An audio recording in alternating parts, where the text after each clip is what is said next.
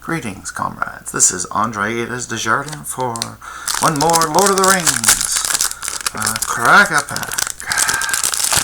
Alright, I need to see, that's token, that's land, that's rare, uncommon, uncommon, uncommon. Excellent. Alright, here we go. So, Lorien Revival is 2 blue and 3 for sorcery, draw 3 cards, Island Cycling 1. This is a fine card to put in your deck if you need some card draw. The Scry 2 draw 2 is also a good option. They're both sorcery, so I'd say the Island Cycling maybe puts this a little bit over the top, just because it helps you splash or whatever. It's playable if you need it. You don't need to pick this though. Alright, Herbor Flaresmith. When you're ready for a 2/1, when it deals 1 damage when you cast an instant or sorcery spell. The creature types aren't very relevant. This is a fine playable card, 2/1. There is a red-blue spells deck. I'd really actually like to have this card in the red-blue spells deck. I currently have one which isn't doing very well due to lack of smaller creatures. Probably a C- in other decks, C+ in the red-blue spells deck. Really not looking to first pick though. Alright, Birthday Escape. It's a blue for sorcery, draw a card, the ring tempts you. This is a low opportunity cost cantrip, probably C+, happy to play it in the decks. Not thrilled to first pick it. A Nimble Hobbitses, it's 1 and a white for halfling peasant. When it attacks, you may sack food or pay 2 and a white. If you do, have a creature an opponent controls. The 1/3 stats on this make this a good ring bearer, but beyond that, not great. I don't think this is exactly what you want to do with your food in the green-white food deck. I think actually the white-red human aggro is a much better version of that deck.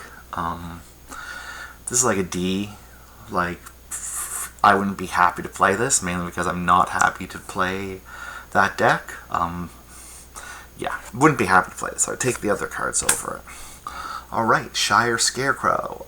2 colorless for an artifact creature Scarecrow. Best artifact creature type, by the way, Scarecrow. 0/3, Defender, and 1 to add 1 mana of any color, activate only once each turn. This is not worth fixing to play to fix your mana. Artifact bad, Defender bad, stats, I guess it can block all ring bearers. I guess that's the good thing about it. It's good to block the 1/3 ring bearers, but I am not looking to play this card. This is like a D. Another D. Not happy. Captain of Umbar, it's 2 and a blue for a 2/3 human pirate. 1, you can draw a card, discard a card. Probably C, helps with your draws 2 cards matter theme. The filtering is just good. 2/3 for 3 is below average, but this set isn't as powered as others, so C, you can play it in your deck if you want to. You don't have to. So far, that 2/1's looking good. Alright, the Black Breath. Here we go. Black and 2, creature your opponent control, get -1/-1 until end of turn. The ring tempts you. Actually, I think good in this format. Like, this is a sideboard B. There's a lot of X1s running around. The humans make a lot of 1 toughness creatures, and you're going to be very happy to bring this in against them. Even I think there's enough X1s, this is main deck playable, but this is like a sideboard B. I didn't have one for my sideboard last night, and I really would have loved 1 or 2. Alright, Brandywine Farmer is a green and 2 for a 1/1 halfling peasant. When it enters or dies, you make a food token. Again, I'm not super high on the deck. Like, it's a thing to do, but C-, probably. I'm not looking for this. I'm not looking for these comments. Oof. This was also in Brothers War, and I don't want it. Blue and 3 for a Hill Giant. When you draw your second card each turn, put a +1/+1 counter on it. I am not looking for Build Your Own 4/4 for 4. This is a D. Even though, like, getting the level 2 of the Ring Bearer makes it easier to draw 2 cards in a turn, this is, no, D. Do not want to play this. Alright, Mirkwood Bats is a black and 3 colorless, 2/3 flyer. Whenever you create or sacrifice a token, each opponent loses a life. This is probably a C+. The 2/3 flyer body is relevant. Not a huge amount of tokens in black. There's the amass, but fine. So from this pile so far, I'm probably taking that gentleman. That gentleman is the card to beat. Maybe the bats, but probably that gentleman. Ooh, a smog token. Yay. And a regular island. Let's look at some uncommons. Hopefully they're better. Council's Deliberation. 1 in a blue instant. Draw a card. Okay, so bottom is cycling. Whenever you scry, if you control an island, you may exile it from your graveyard. If you do draw a card, that seems like a fine card. Lots of blue cards have scry on them. Low opportunity cost. See? Like, you probably get to draw 2 cards. That seems fine in this. Maybe C+. I don't know. None of these are jumping out as banana slammers. Fiery Inscription.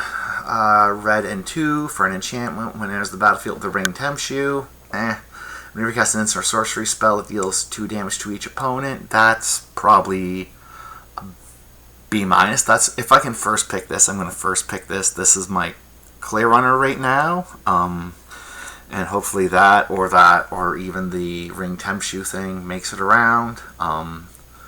That being said, if you are picking this, you want to pick up some 2-drops, because taking turn, if this is your first turn 3 play and you have nothing, it is hard.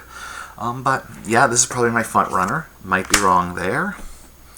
Alright, Grob the Groundbreaker. 4-color, excuse me, black and 3 colors, legendary artifact creature vehicle, 5/5 trample. As long as it's your turn and you control an army, it's an artifact creature, so you don't have to crew it, or the crew is 3.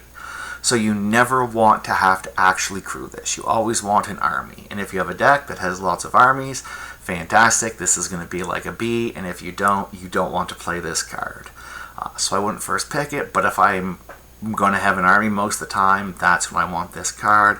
I'm still looking at Fiery Inscription. Let's see, does the rare change anything? It does not. Lore of Isles Calling. It's blue and a colorless for an enchantment. Whenever you scry, put a verse counter on it. And then for 6 mana, you can exile it. Draw a card for each verse counter on it. If it has 7 or more verse counters on it, take an extra turn after this one. Activate as a sorcery.